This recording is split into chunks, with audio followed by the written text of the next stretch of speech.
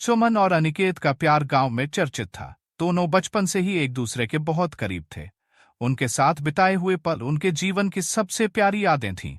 सुमन के लिए अनिकेत उसकी दुनिया था और अनिकेत के लिए सुमन उसकी रूह। उनके प्यार की गहराई इतनी थी कि एक दूसरे के बिना जीने की कल्पना भी नहीं कर सकते थे। लेकिन समय ने उनके प्यार को कठिन परीक्षा में डाल दिया।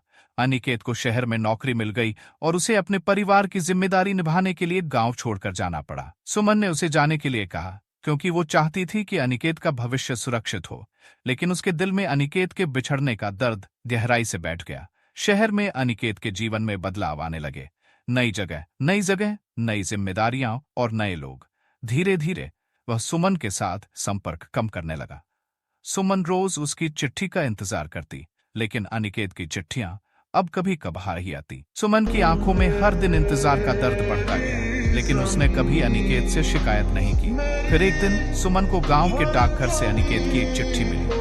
उसके हाथ कांप उठे और दिल की धड़कनें तेज हो गईं, लेकिन जब उसने चिट्ठी खोली तो उसके दिल का हाल कहने लायक नहीं रहा। अनिकेत ने लिखा था कि उसे शहर में किसी और से प्यार हो गया है और वह सुमन से विवाह नहीं कर सकता। सुमन के लिए यह खबर किसी बिजली के झटके से कम नहीं थी।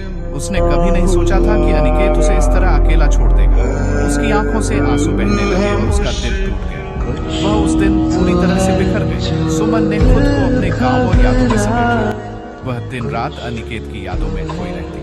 वह हर उस जगह पर जाती जहां वे दोनों साथ बैठा करते थे। उसके दिल में एक अजीब सी खालीपन थी जो कभी नहीं भर सकी। कई साल बीत गए, लेकिन सुमन का दिल अनिकेत के बिना कभी नहीं लगा। वह उसके बगैर जिंदगी को जीते जीते थक गई। एक दिन गांव वालों ने उसे गांव के पुराने पीपल के पेड़ के नीचे बैठा पाया। उसकी आंखें